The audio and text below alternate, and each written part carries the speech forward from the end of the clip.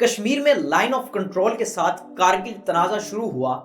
پاکستان فوج نے کارگل کی جنگ عسکری طور پر تو جیت لی، لیکن اسے سفارتی اور سیاسی طور پر نہ جیت سکا۔ اس تنازع کے اثرات پاکستان کے لیے بین الاقوامی اور ملکی سطح پر بہت نقصان دہ تھے۔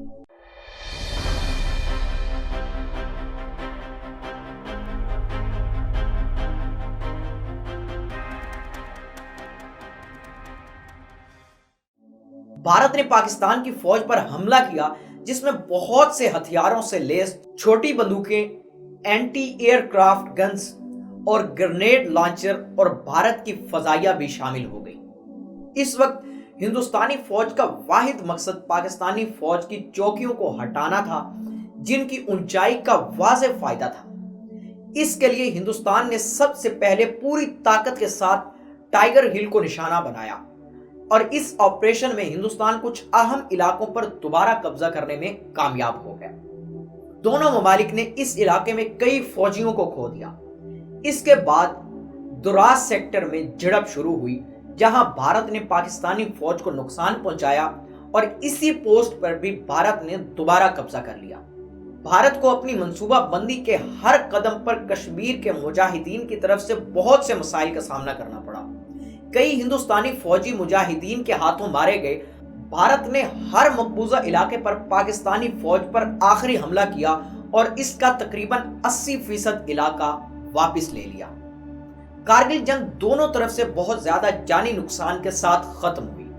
ہندوستان کے تقریباً 587 اور پاکستان کے 387 فوجی مارے گئے۔ اس تنازع کے اثرات پاکستان کے لیے بھارت سے زیادہ تباہ کن تھے۔ سیاست دانوں کی نااہلی جنگ کے دوران دیکھی جا سکتی تھی، اور نتیجہ یہ ہوا کہ اسی سال نواز شریف کی حکومت کو رخصت ہونا پڑا۔ فوجی اور سویلین حکومت کے درمیان کمزور اور برائے نام رابطے تصویر کے سامنے آ گئے۔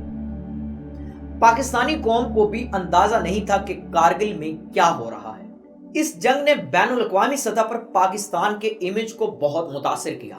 پاکستان کو عالمی برادری کی طرف سے بہت سے مسائل کا سامنا تھا، اور عالمی برادری پاکستان سے زیادہ ہمدردی سے بھارت کی طرف جھکنے لگی۔ یہاں تک کہ بین الاقوامی میڈیا نے بھی اس کی جانبداری کو بے نقاب کیا اور پاکستان کے خلاف شائع کرنا شروع کیا، اور نواز کلنٹن کی ملاقات کو پاکستان کشمیر سے دستبردار ہو جائے گا کے طور پر دکھایا گیا۔ مجاہدین نے اس صورتحال سے بھرپور فائدہ اٹھایا اور بھارتی فوج کو نشانہ بنانا شروع کر دیا۔ نتیجہ اخذ کرنے کے لیے پاکستان کے لیے کارگل جنگ ایک دفاعی جارحانہ انداز تھا، لیکن یہ دونوں میں ناکام رہا۔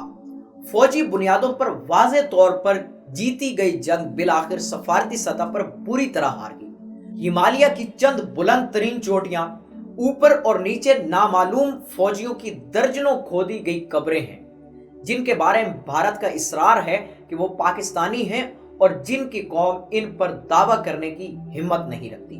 ہندوستانی فوج نے 16,500 فٹ اونچی پہاڑی چوٹی کے تاج کے قریب مزید 5 لاشیں دفن کی۔ اس جگہ کو فوجی نقشوں پر گن ہل کا نام دیا گیا ہے، کیونکہ اس کی پتھریلی چوٹی سے شدید مارٹر فائر کی گئی تھی۔ پاکستانی جھنڈوں سے ڈھکی لاشوں کو پھر بمشکل 2 فٹ گہری قبر میں اتارا گیا۔ یہاں آرام کرنے کی جگہ تلاش کرنا مشکل ہے۔ اس بلندی پر کوہ ہمالیہ ایک چاند کی تصویر کی مانند ہے۔ سطح سلیٹ کے تیز جیسی سے ڈھکی ہوئی ہے۔ یہ زیادہ تر نیچے ٹھوس چٹان نہیں ہے۔ پاکستان کارگل کی جنگ سے پیچھے تو ہٹ گیا، لیکن سوال اب تک وہی موجود ہے کہ جنگ میں شہید ہونے والے نوجوانوں کی لاشیں کیوں واپس نہ لائی گئیں؟ بھارت سے اپنے شہیدوں کو کیوں واپس نہیں مانگا گیا؟ کیوں ان شہیدوں کی قبریں بے نام و نشان ہیں؟ کیا ان کی قربانی اتنی بے معنی تھی؟